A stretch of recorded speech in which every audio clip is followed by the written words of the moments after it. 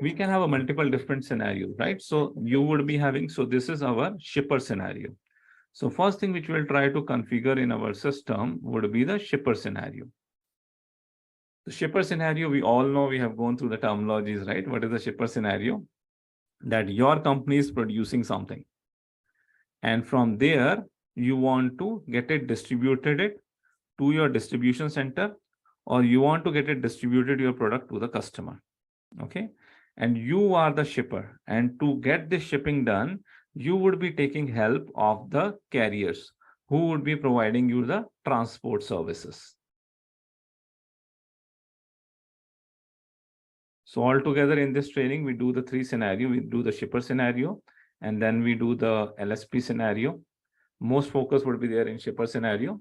And then we'll also try to show you that what additional we need to do for the LSP scenario. And then we also do one ocean scenario.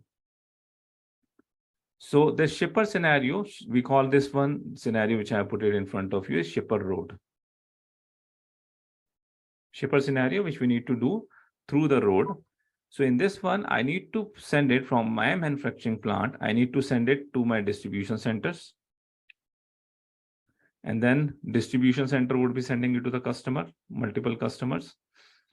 And I can have a multiple distribution centers, which can be available at the different places. Or I can also have a scenario where from this manufacturing plant, I would be sending it to my customer directly.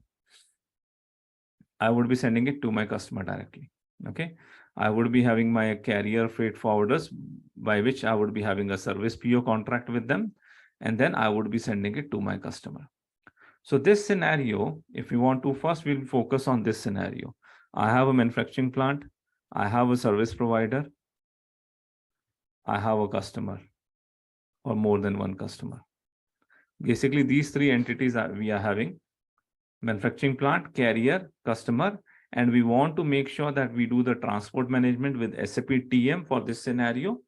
What kind of configurations are required? What kind of master data is required? We would be first trying to understand that, right? So this part, if you want to configure in the system, what do you require? Okay. This part, if you want to configure in the system, what do you require? That's what we will be understanding it. Now, to do this thing in system, first thing is that because we are having this is the outbound scenario, right? For the outbound scenario, you need to make sure you set it up your system, your enterprise structure would be there. First thing, this entity should be there, right? What is this entity? Plant. So a plant should be created. Before creating a plant, a company code should be there, right? So this plant is under one company, right? Under one legal entity. So that legal entity need to be created. A plant need to be created. Under plant, you would be storing a material and you would be shipping a material. So storage location would be required. You would be shipping a product from a particular place from your plant. That place is called shipping point. So a shipping point would be created. Shipping point would be required. Because you are selling to the customer, so you need to create a sales organization.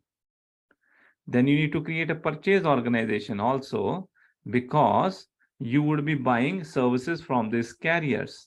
These carriers would be giving the services to you, right? So a carrier need to be also be for the carrier, a purchase organization need to be created so that service PO service entry sheet can be done. Distribution channel and division, purchasing group you need to create it.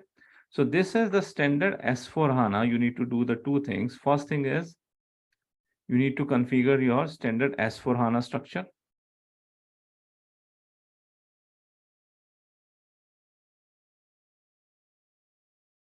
Second thing, you need to configure the TM structure. So first thing is this enterprise structure, you need to do it.